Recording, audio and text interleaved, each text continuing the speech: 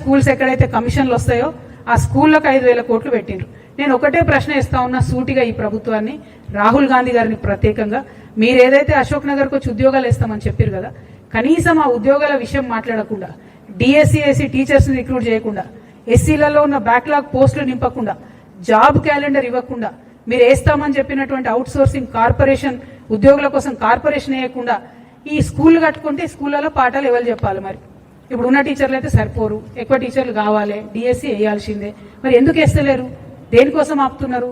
ఈ డబ్బులన్నీ బిల్డింగ్లు కట్టుకుంటూ పోతే మీరు హ్యూమన్ రిసోర్సెస్ మీద ఇన్వెస్ట్ చేయరా అని చెప్పి ఈ ప్రభుత్వాన్ని నేను అడుగుతున్నా. మరి జాబ్ క్యాలెండర్ కోసం నిరుద్యోగులంతా ఉద్యమిస్తున్నారు. వాళ్ళు 26వ తారీఖు నాడు అసెంబ్లీ ముట్టడి చేస్తామని మాకు చెప్పిండ్రు.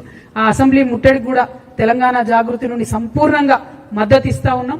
నిరుద్యోగులను మోసం చేసినటువంటి ఈ ఫేక్ కాంగ్రెస్ ప్రభుత్వాన్ని అడిగే వీళ్ళను రాహుల్ గాంధీ ఒక దగ్గర ఫేక్తారు, రేవంత్ రెడ్డి గారు ఒక దగ్గర, భట్టి గారు ఒక దగ్గర, వీళ్ళు ఎట్లా అంటే ఫేకెస్ట్ అన్నట్టు వీళ్ళ పరిస్థితి. అంటే ఒకరిని మించోగలు చెప్పేటట్టు.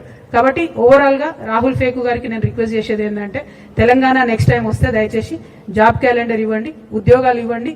మీరు పెట్టినటువంటి బడ్జెట్ లో ప్రజలకు సంబంధించి ఏ బడ్జెట్ కూడా లేదు, ఏ గ్యారంటీ మీద కూడా లేదు. కాబట్టి ప్రజాక్షేత్రంలో తప్పకుండా ప్రజలు మిమ్మల్ని ప్రశ్నించాలని జాగృతి తరఫున డిమాండ్ చేస్తూ సెలవు తీసుకుంటున్నాను. Thank you. జై తెలంగాణ, జై జాగృతి.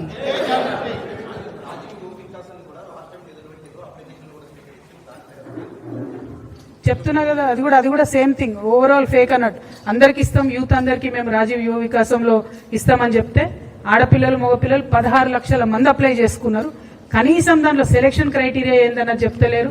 బ్యాంక్ లింకేజ్ తోని లోన్ ఇస్తారా చెప్తలేరు, డైరెక్ట్ ఇస్తారా చెప్తలేరు, గ్రాంట్ ఇస్తారా లోనా చెప్తలేరు, పర్సెంటేజ్ చెప్తలేరు, వడ్డీ లేని రుణం ఇస్తామని మొదలన్నారు. మరి రుణమా గ్రాంటా ఏది కూడా చెప్తలేరు.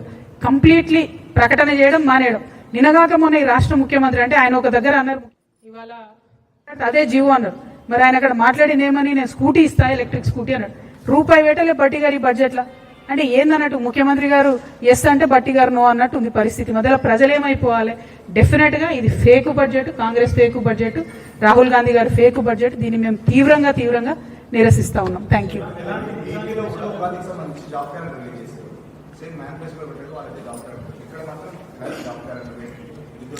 ఏపీలో కూడా కొంత నిరుత్సాహంగా ఉన్నారు ప్రజలు. ఎందుకంటే ఓన్లీ 10,000 జాబ్స్ వేసిర్రు, జాబ్ క్యాలెండర్ పెట్టిరు, కానీ ఓన్లీ 10,000 జాబ్సే వాళ్ళు డిక్లేర్ చేసిండ్రు. ఇక్కడేమో సంవత్సరానికి 2 లక్షల జాబ్స్ అన్నారు. ఇంతవరకు నిన్న అసెంబ్లీలో ముఖ్యమంత్రి గారు చెప్పిన దాని ప్రకారమే 68,000 జాబ్స్ ఇచ్చినాం మేమన్నారు.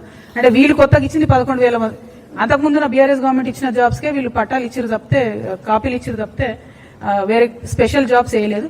సో అందుకే నేను ఇన్నిసార్లు ఫేక్ అనేది రాహుల్ గాంధీ గారిని. వారు రావాలి, నెక్స్ట్ టైం ఎప్పుడు రాష్ట్రంలోకి వచ్చినా కూడా ఖచ్చితంగా ప్రశ్నిస్తాం వారిని. Thank you.